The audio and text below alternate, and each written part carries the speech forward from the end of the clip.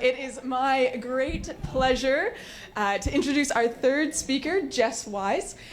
Her claims to fame: she was one of the very first people to go down the lazy river at Canada's Wonderland when it first opened. And once upon a time when he was really, really cool, she met Jason Priestley from 90210.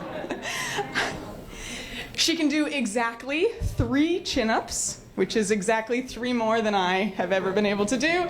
And as a testament to her thoughtfulness, she used to give her dolls equal amounts of attention because she didn't want them to feel unloved. So let's make Jess feel loved and welcome her to the stage. Thank you. I forgot I included that one. I still hold the doll that we have, the stuffed animal that we have, on my lap while I work sometimes at the office. And the reason why I brought up the lazy river is I kind of like equate this to the lazy river experience. You know, I was in Canada's Wonderland and they're opening it up and you're like, go! And it was so exciting, and I kind of feel like this is the first Fuckup Nights, and I'm like, go! And we're starting a trend. Anyways, right? Yeah, thank you. Thank you to Marsha. Thank you to Ashley for bringing this to Toronto. All right. Yeah, thank you. Took you a little while, but good. We're paying attention. All right, let me tell you how I fucked up. Boom. Okay, to start off, I want to tell you a little bit about myself. This is my team at Soapbox. They're lovely. I've got a few wonderful folks from my team that have been new additions here joining tonight. And I share this because what they call me at work is Mama Dubs. And I exude Mama Dubs. I am your classic soccer mom that is on the sidelines being like, go, go, I love you, you're exciting, you're great, woo, like the total coach and supporter. But in the minivan on the way home, we talk about how they could have done a little bit more defense. And, next time, maybe, try running after the ball a little bit. So I am a cheerleader, but I am tough as nails, and I expect a lot. I really have a high bar. And I share this because that is core to my personality. It will always and forever be me, and it is core to how I fucked up. I love that I can swear. Fuck, shit, fuck. I was on a panel yesterday, and it was 2 men older than me, and I swore more, and I got props for it after it. It's natural. So anyways, let me tell you about the story. And the story actually happened, all right, there, I got the button right. The story happened in a place that looks like this. It was when I worked on Bay Street in one of the big banks. And what we were trying to do was magic, which is really more, we were building the vision of what the future customer experience would be in the online, when you banked online or with your mobile phone. So really, we were just trying to figure out how you paid your hydro bill a little bit better. But it had to be innovative. It was a high-profile project. Going to the board, we brought on a big consulting firm to work with us. As it went, they got Donald Trumped. Oh, I love being Canadian. And at the same time, the SVP and the couple of directors left the group. And see, we were pretty well children playing house. And we needed somebody to lead the project, still needed to go. We had 2 months left to get to the board, get the deck ready. And so I put up my hand. I'd been working on this for the past year. It was my passion. I wanted to be, it was my passion, the digital, the customer experience. We have to change, we have to transform. I wanted to be VP digital in the future. I was like, this is my career path at this godforsaken, boring bank, because I don't care about mortgages. And so off we went. We did the deck, and it went to the board, hoorah, but yeah, no. I was like this dude. Anybody know who this is? I think I heard it. Fierce. Yes. Yes, he's my buddy. I feel like we could share some stories. So let me tell you about Fierce. Fierce lived in 300 BC, so a little while ago. And he was a Greek statesman and general.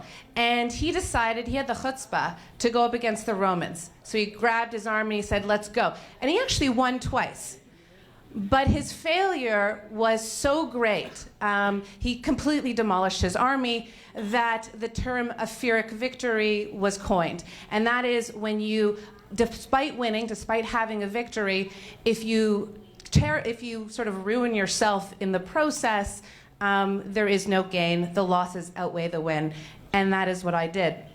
I ruined myself. The process was, and now I'm like, oh, now I'm feeling the emotions. I did not play well with the team. I thought I was being great, leading them, going to the direction. They weren't having it. At the end of the project, I got very negative feedback, and I lost out on a promotion. That professional success, whatever. It was the personal stuff. It took me months to recover my confidence in myself, in the institution, in my career. And I was really angry because I was like, what the fuck?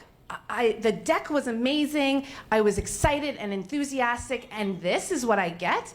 You know, it's the team's fault. It's the fact that you guys are too slow. It's the fact that we lost the leaders. It's not my fault. Yeah, it was my fault. So let me tell you what I learned and why it was my fault. The first reason it was my fault was because I Greenpeaced them. I went in and I went with my style, and I said, forget, you know, how you want to approach this, or what you think is a good leadership style is leading peers. Apparently, the cheerleader/slave driver was not their jam, and I didn't pay attention to that, and I didn't adjust myself. Right? I didn't tailor my behaviors. And I knew that it was a problem, and along the way, I was talking with a peer of mine who was also working on this project, and we were trying to solve this. I was trying to get her advice. Every night we were talking after, you know, and then I would stay a few hours later and continue on the project. But I didn't ask for more help. At the time, when we were sort of mid the project post the consultant, we got a new SVP. We would meet with her on the content, but I never brought up the fact that I can't do this. I never said I am not capable. Intellectually, totally capable. Emotionally, from a leadership perspective, interpersonal, I wasn't. And I should have asked for help, and I should have said, I can't do this. Fuck up number 2. Fuck up number 3, I put on the wrong dress. So, careers and jobs to me is like dresses and dress shopping. You go, you try it on, you see, does it accentuate your assets, right? Right? And I was wearing a really, really nice Hugo Boss dress. Everybody had one, and I thought I should have one too. And at the end of the project, I got one of the particular feedback was that, actually, you know what, in my next role, I should probably go to capital markets, because I'm more of a race car than a fancy sedan, and that's better suited for my personality. And I was like, seriously? Like, I can do this. What are you talking about? I can work in the retail bank. I can work with technology. I am a banker. I am a professional woman. But what she's telling me was, the dress you're wearing, it looks ugly on you. And it was true.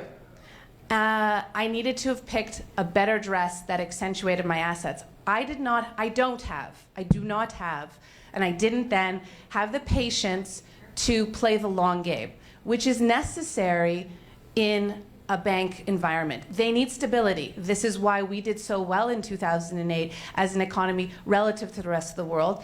And I didn't recognize that, and I don't have the capacities. So the dress that I should be wearing is more suited for my Converse kicks than the high heel pumps. So that's what I learned.